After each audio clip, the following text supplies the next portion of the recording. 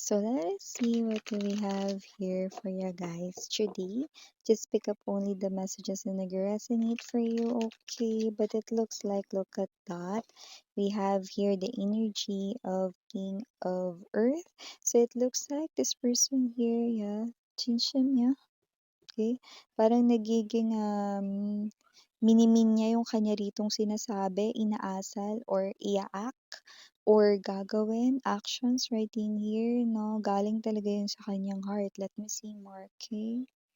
So, feel free to pick up only the messages that resonate for you guys and leave the rest behind. Thank you so much, Archangel Michael, together with the army and angel guardians of collective. Can we get other informations? Details na magbibigay ng mas malinaw na situations ni Collective. Thank you so much.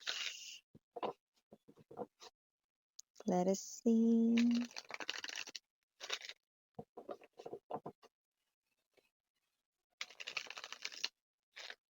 Okay. Let's go ahead and check this out.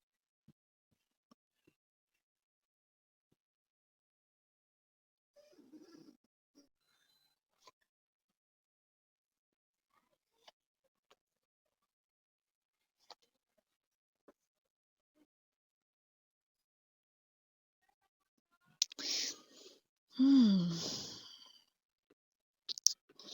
Iba na amoy ko rito. Baka maiba ang twist sa dulo. Yan, oh. Ace of Earth, Five of Water, Seven of Fire. Five of Earth now. Oh,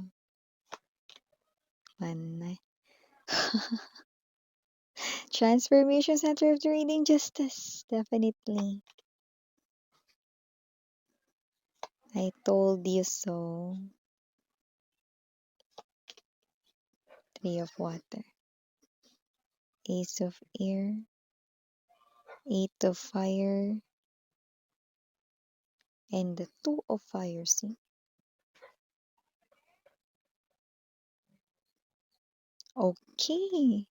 So, kasi naman tong energy na to mga babes, no? Itong person na to, no? With this temptation right in here, we also have here the strength right here. So, kung sino man siya, no, gusto niya rito, no, na wag mo nang gawin yung mga ginagawa mo, no, ngayon, no, at ikaw 'to na clueless ka, no, kasi wala ka namang ginagawa particularly na may kinalaman sa kanya, no, pero yung sinasabi niya rito is as simple as being you, just the way you are, no. Yung mga bagay na natural lang na ginagawa, kinikilos mo, no, yung pagiging approachable mo sa iba, yung pagiging helpful mo sa iba, yung pagiging someone na very down to earth mo and marami pang iba dito, no, na sinasabi itong tao na ito, no, pwede bang wag mo yang ipakita sa kanya?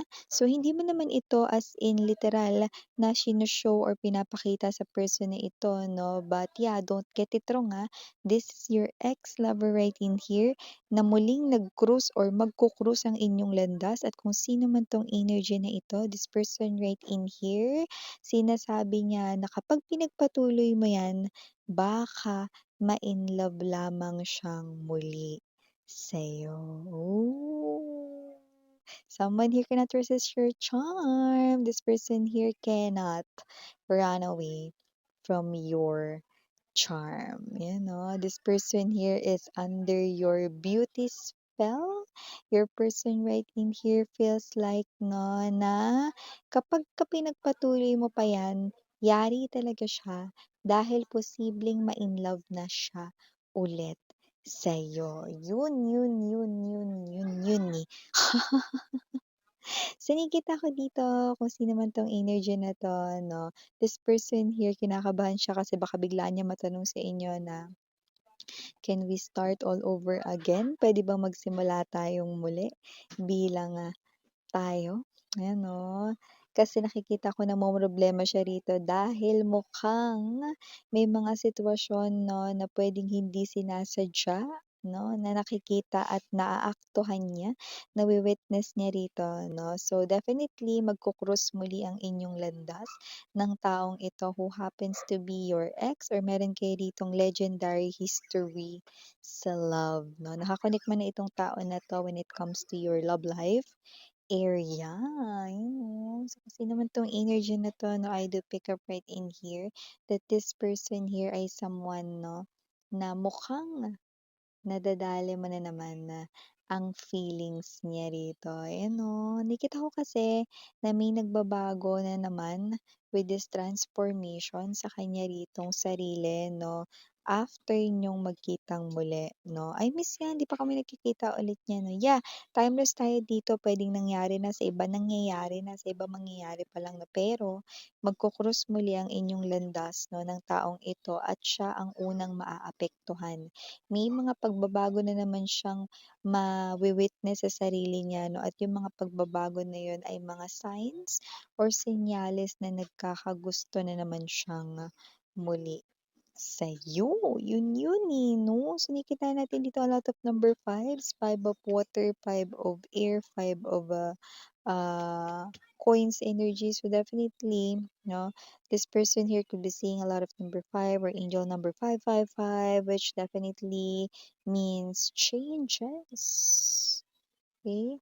Ito yung mga pagbabago 'no, na nakikita ko ritong, naghahatak sa kanya pabalik sa feelings niya sa'yo. Nagpapaalala ng mga feelings niya sa'yo. Nagpapaalala kung paano siya na-in-love sa'yo. Lahat ng may kinalaman sa'yo mare or pare ay muli niyang naaalala at nanunumbalik ang mga alaala, ayan oh, nung kayo'y mag-sweetheart pa, ayan oh. So, with the Seven of Earth energy, I do pick up that this person here will invest more time starting today or yung iba nagsimula na, no?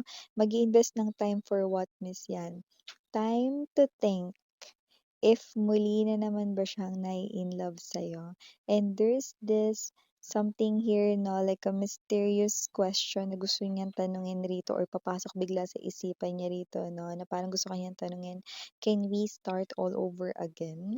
'Yan oh, puwede ba tayong magsimulang muli 'no? And definitely, this is something here na parang kaptiagi, bigla na lang rito 'no, na gumulat sa kanya na thoughts 'no, and gusto niya 'tong parang erase, erase, erase.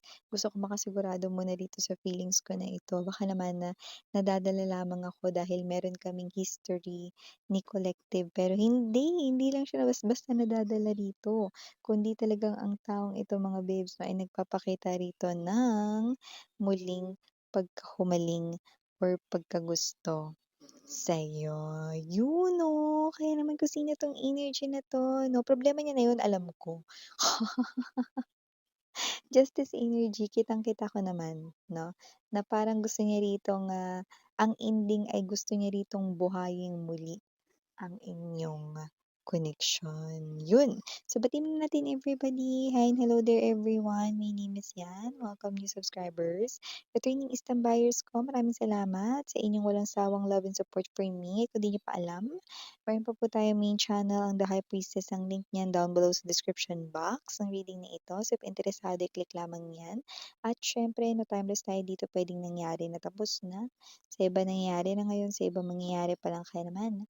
Just take only what resonates. But here, malinaw na malinaw, no? Na kung sino man tong energy na to, definitely, this is the type of energy here, no? Na gusto rito, no? Na mas makasama ka pa everyday. Okay? Pero, that is also a form of strategy. Kasi gusto niya ritong malaman, baka naman na nanunumbalik lang yung mga memories kasi nga nagkita kayo ulit, no? But it's more than that, no?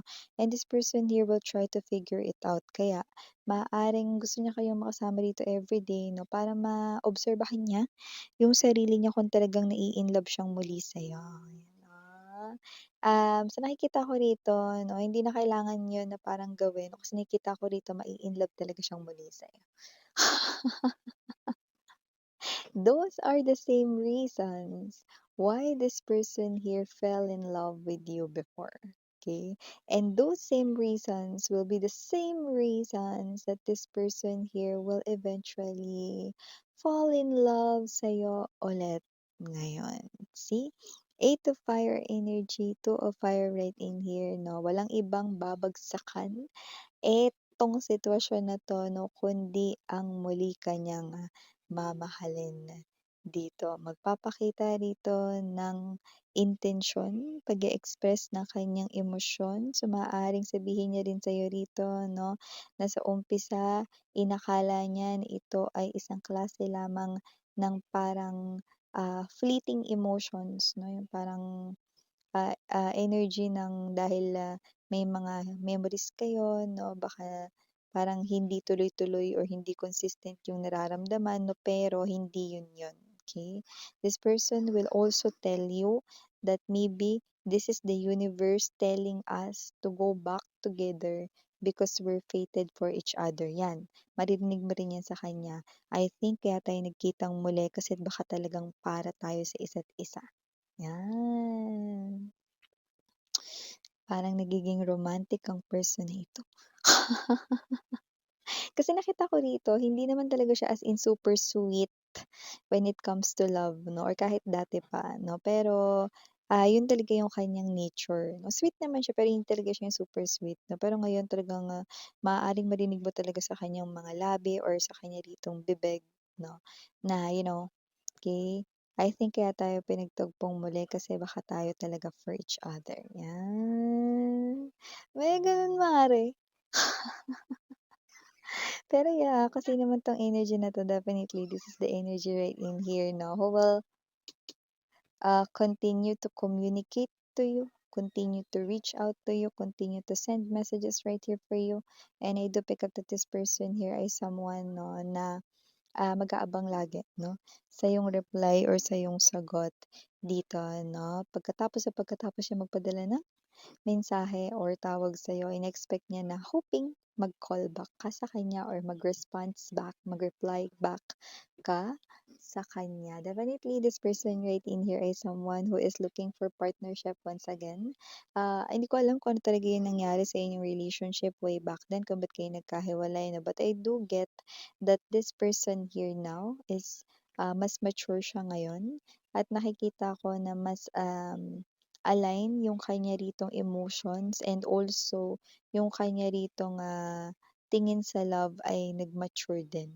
So, ibig sabihin kapagka muli kang pumasok sa relasyon sa taong ito, hindi na yung kagaya nung noon na approach 'no, mas maganda at mas ramdam mo yung love this time, okey? So, nasa sa'yo pa rin yun, kung gusto mo na muling makipagbalikan dito sa tao na 'to 'no. But I'm telling you, this is not just fleeting emotions, but this is something here na makakaasa ka na emotionally stable na siya rito sa'yo.